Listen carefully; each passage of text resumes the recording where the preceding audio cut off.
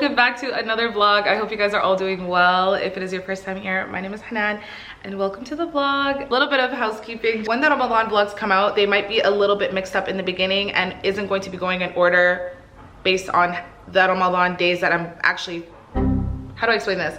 Basically, but they're not going to be in order to how I'm actually living my life right now. But it is my first time posting more consistent vlogs during Ramadan, so inshallah you guys enjoy it.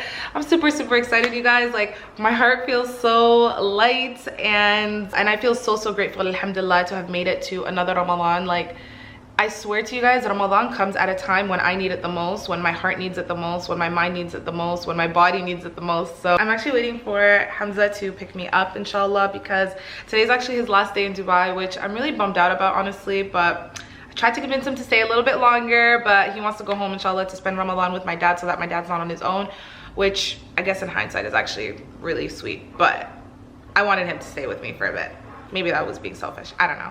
But anyways, we're gonna spend a little bit of time together, inshallah. His flight's at night, which is great, which means we have more time to be with each other, inshallah. So we're probably gonna go to a cafe and get some work done because, y'all, I am so behind on work. It's really bad. We're gonna do that, and then inshallah I'm gonna have to say goodbye to him. I'm also going to do my morning and evening adhkars. Highly recommend doing your morning and evening adhkars, you guys. It literally only takes 10 to 15 minutes of your day, and when I tell you guys, it protects you from everything. Hasad will never touch you. So beneficial. And one of my biggest goals for Ramadan is to hold myself accountable to make sure that I'm doing it every single day consistently and that I don't miss a single day.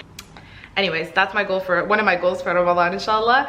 So highly recommend you guys do that. The app that I use is called Dua and Dhikr, or Dhikr and Dua. I'll put it right here. I absolutely love it. Like, it has all of the different du'as that you could be reading, Quranic du'as, sunnah du'as, your morning and evening du'as, ruqya. It has like the names of Allah. Wearing these really cute silver earrings. For my face, I tried to minimize like how much I put on, because yesterday I put on foundation and for the heat, it's not really the best. It just starts to melt. So I just put a very small amount. I think I'm gonna wear it with Charles & Keith bag. But anyways, I'm gonna stop talking too much. I gotta go. This is my scent of the day, you guys. Let me just quickly spray myself. It's Baccarat Rouge. Love this one, 540. Oh my god, it's practically done. I need to be very mindful. So let's head out, you guys.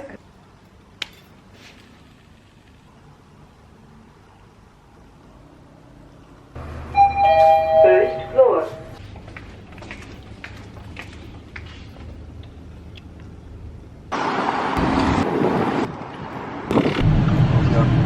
I like it so far. It's good? Fire? Why did you choose the color yellow? Because it embarks my personality. Which is? Also because I'm under the age of 25, so I just took whatever they gave me. I got lucky for an exotic. Alhamdulillah. Does a Lamborghini suit me, yes or no? Because very much a Hyundai Elantra. Very humble girl, but there's something about this car that's really given. Allahumma barak, mashallah. Literally a truck behind me trying to leave, and Hamza parked like on the right side of the road. I don't know how to drive this car, y'all, so I have to wait for him to come back because he just went to drop off the luggages. So I'm kind of embarrassed. Like, this truck is waiting. This is very embarrassing. I'm freaking out right now. But there are so many cars that are passing by me, so I'm not really sure why he's waiting. Oh, there comes Hamza to save the day. I don't like the driving. Don't do that, please don't do that. Ah! I can't, we're on the highway. Please don't do that. Please don't do that. Please don't do that. Oh my god, I can't. I can't. Wallah, I can't. We're not even on the fastest. This is close. We're just on sport right now. I tried to start the car, you guys, and the way that you start the car for this is really different. Like, you have to like basically flip this up or like push this up, and it changes the, it's not like Prindle. Please don't do that. Please, Hamza, don't do that and come back home in one piece, please. I got too many tickets already. Say wallah? Wallah, bro. I sell my life, bro. That's enough. One big house, bro. B Street. Guys, this is a kid's nursery. Look at that. Look at these houses. في همة حب الأنام يا دعاة رب السماء يا من صنع في الأرض نورا يا قلوبا فيها الوفاء بشراكم اليوم سرورا يا دعاة رب السماء يا من صنعتم في الأرض نورا يا قلوبا فيها الوفاء بشراكم اليوم سرورا.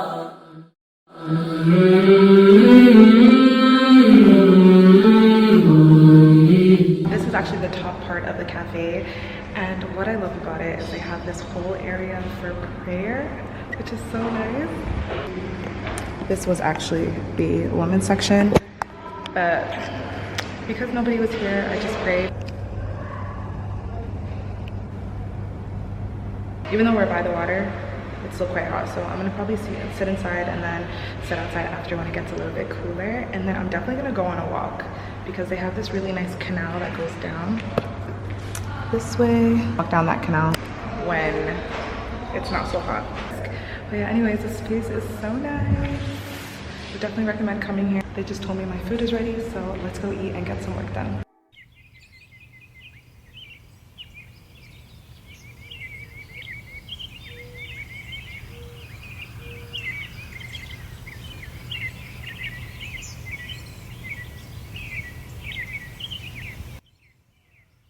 إذ قال يوسف لأبيه يا أبت إني رأيت 11 كوكبا والشمس والقمر. As we navigate through Ramadan, it's astonishing how quickly the days have flown by.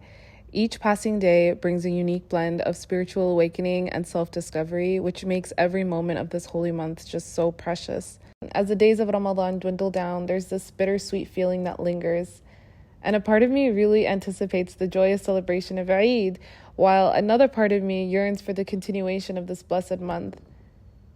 That heightened sense of spirituality, the closeness to Allah subhanahu wa ta'ala, and the peaceful rhythm of salah and reflection, I find myself wishing that these moments could truly last forever.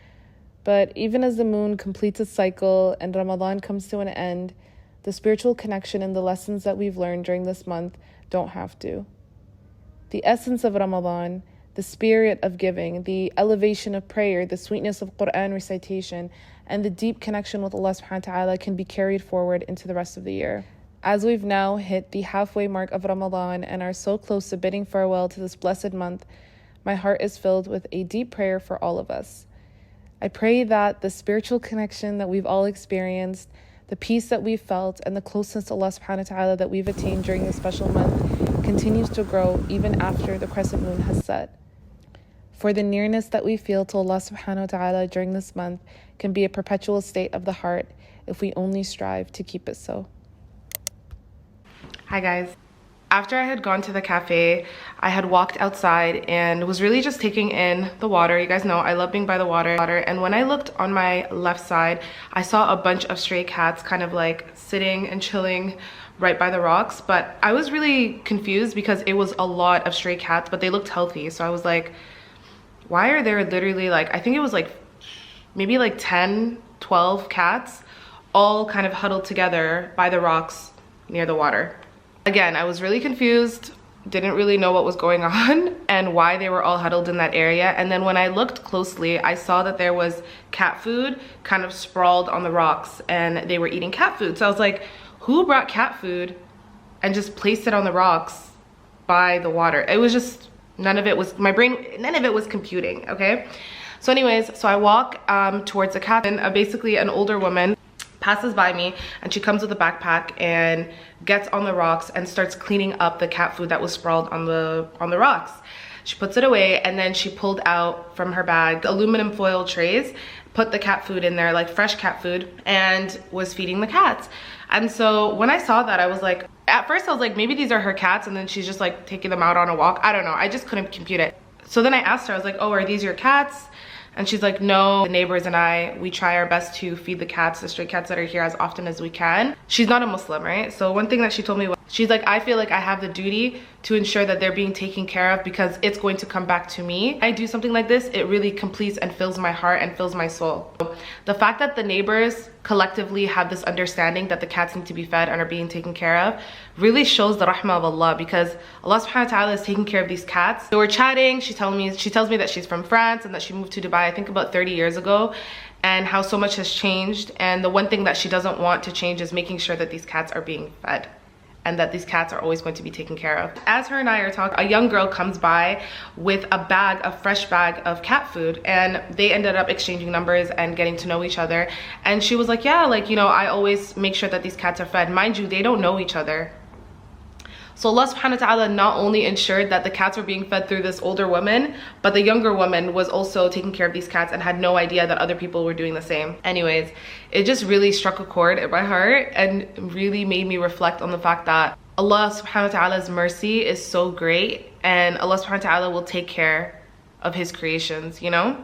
But they're cats that are being taken care of by Allah. They're cats that are well fed and being taken care of because Allah has so much rahmah and is so abundant. Regardless, and he ensured that the cats were going to be fed one way or another. And then I was watching a video on YouTube, and it was talking about, it's called Ask Allah for the Impossible, and it's on Al-Maghrib. He talks about not to be stingy with your du'as, okay? So you guys know that my biggest thing is always saying, be delusional with your du'as, and don't be afraid to ask Allah subhanahu wa ta'ala for what you really want. We look at things based on our own perceptions, right? So for example, maybe one of your goals is to start a business, for example, but you might feel like, you know what, this is gonna be impossible for me because of your financial situation or family or whatever it is. So you don't even bother asking Allah subhanahu wa ta'ala for it because you think it's impossible. But that just goes to show how you view Allah subhanahu wa ta'ala, because you should change your mindset and understand that Allah subhanahu wa ta'ala is abundant. He can give you so much. Hearing this, he was saying that Allah subhanahu wa ta'ala is shy and is shy to reject the du'as of the believer. The fact that Allah subhanahu wa ta'ala is too shy to even turn down your du'as should already say so much. So don't be afraid to ask for what you want. And honestly, who knows? Maybe these cats are being taken care of because someone made du'a that the cats would be taken care of, and they're being taken care of. I don't know. And remember that Allah subhanahu wa ta'ala is Al-Kareem, and he's so generous and so rich. So this Ramadan, inshallah, definitely don't be afraid to ask Allah subhanahu wa ta'ala for what your heart wants. I'm huge on being delusional with your du'as. Like, there are so many things that I've asked for in my life that I genuinely haven't realized that I'm living in a lot of answered du'as because I just made them. And don't get me wrong, sometimes I'm like, maybe this du'a is not gonna happen in this life. Maybe it's gonna happen in the next, maybe. Maybe I'm reaching a little too far. But then I have to check myself and I'm like, no, babes. Whatever you want, Allah subhanahu wa ta'ala can give you. And always remember that your du'as are answered in 3 ways. They're either answered in this life, immediately. They're either answered later on in this life, or they're answered in the next. Irregardless of anything, your du'as are going to be answered, inshallah. I really hope, inshallah, that you guys enjoyed this vlog and you guys took something out of it. I think I'm actually gonna end the vlog here. Don't forget to like, comment, and subscribe. I love reading your comments, so let me know what you guys think of this vlog and if you guys are enjoying the vlogs. I'm also gonna try my best to make them a little bit longer. I personally prefer making the vlogs a bit shorter because they're short and sweet, but I know a lot of you guys were saying that you want longer vlogs, so I will try to make them a little bit longer, just a little bit. I love you guys so much, and I will see you guys in my next vlog. Love you, bye.